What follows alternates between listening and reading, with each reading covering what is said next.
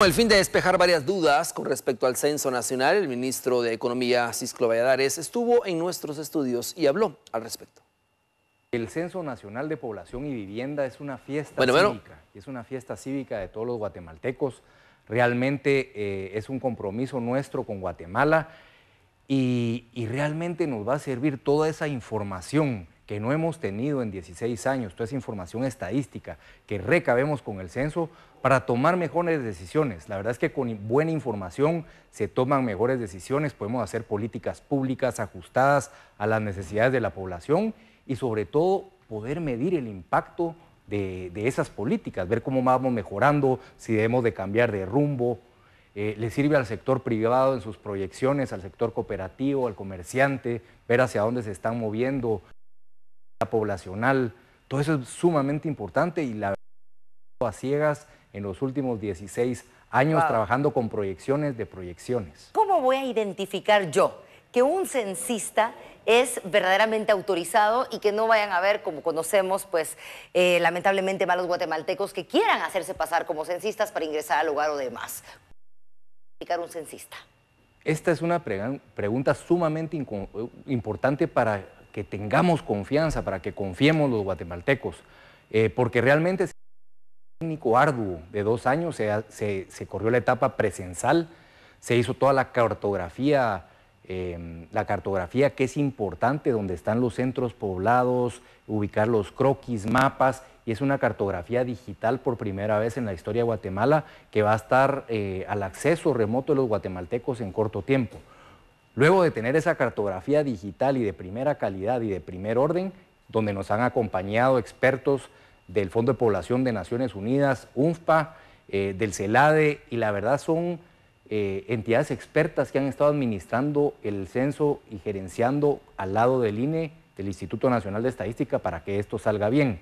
Los censistas, que es la pregunta, hemos entrevistado a más de 25,000 candidatos a través de un proceso transparente en línea, y realmente lo que hemos logrado con ello es filtrar. Hemos filtrado a los 14,000 mejores perfiles, 3,500 supervisores, gente sin antecedentes policíacos, sin antecedentes penales. Es obviamente que es un primer filtro que se hace, obviamente la entrevista también otro segundo filtro, y además estarán llegando a nuestras viviendas debidamente identificados con el chaleco, con la gorra y con un gafete donde está el DPI.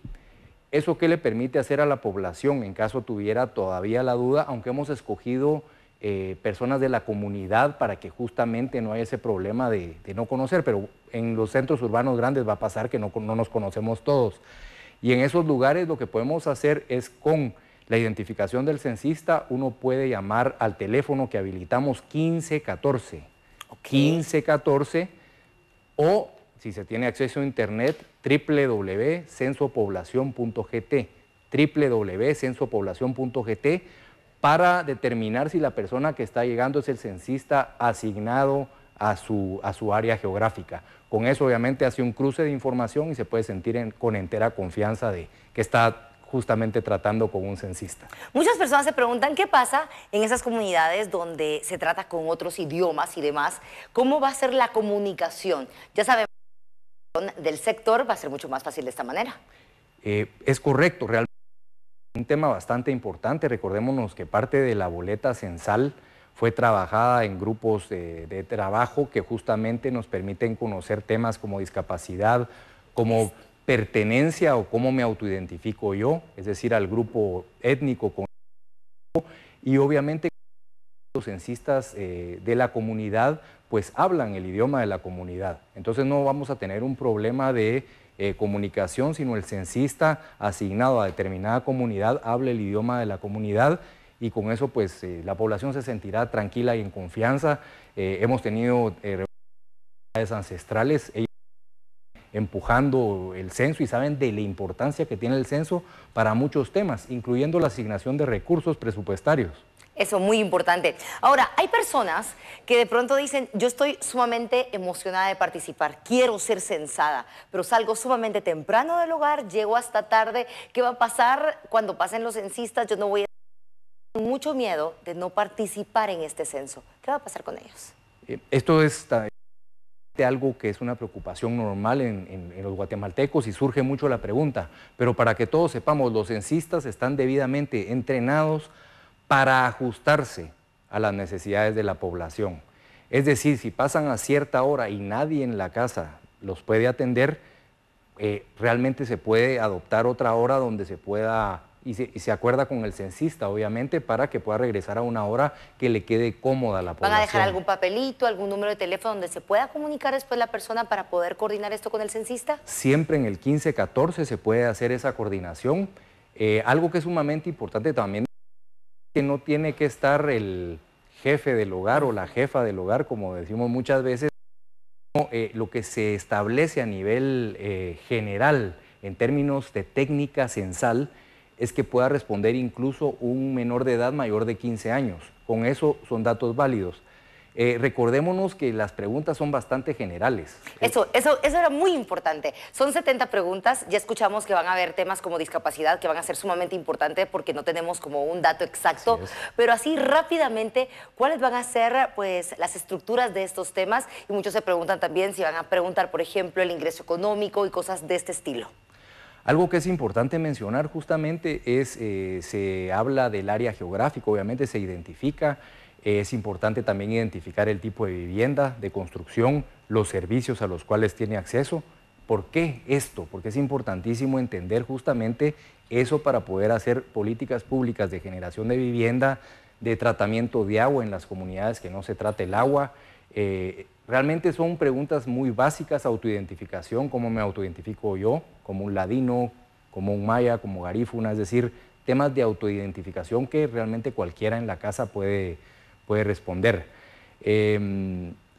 Fenómeno migratorio también, si alguien de nuestra casa, algún familiar ha migrado a Estados Unidos, por el contrario, si algún migrante ya en Guatemala, pero nos va a también permitir tener datos ciertos y certeros de nuestro fenómeno migratorio, que obviamente entran muchas remesas económicas, pero a un costo social que es muy alto para todos los guatemaltecos. Señor ministro, muchos se preguntan si los diputados a cierta cantidad de pobladores, ¿qué va a pasar si, por ejemplo, nos vamos a sorprender porque ya oficialmente vamos a hacer muchos millones más de los que teníamos pues contabilizados? ¿Esto quiere decir que también, por ejemplo, va a tener un efecto electoral en las próximas elecciones? María René, esta es una pregunta realmente que ha causado alguna confusión, incluso a nivel de algunos columnistas de prensa, pero para tranquilidad de la población, lo que quiero afirmar es que eso no es así. En algún momento estuvo asignado censo a elecciones y a número de diputados, pero cambió la ley electoral y políticos y ahora la ley electoral y de partidos políticos fija un máximo de diputados, que es, si bien recuerdo el número, 160, máximo, independientemente que sean 19 millones, 18 millones, entonces no tiene ningún impacto electoral, no va a haber más número de diputados porque seamos más guatemaltecos. Y otro tema importante a lo electoral es el tema de ingresos. El censo no pregunta ingresos y no tiene ningún impacto fiscal o tributario, que era otra de las preocupaciones que surgen mucho en grupos de discusión con los guatemaltecos. Bueno, señor ministro, la verdad podríamos hablar mucho tiempo sobre este tema. Va a ser un acontecimiento sumamente importante en la que todos debemos participar. Solo quedamos con el llamado, por favor, para que toda la población a partir de mañana abra su puerta al censo. Por favor, yo quiero pedirles a todos los guatemaltecos que abramos la puerta al censo. Es un ejercicio importantísimo para Guatemala, nos va a servir a todos, es de los guatemaltecos. Hemos invertido muchos recursos en este censo, pero tenemos que hacer esa inversión y sacarle el máximo provecho. Los países y las naciones que usan bien su información progresan y prosperan.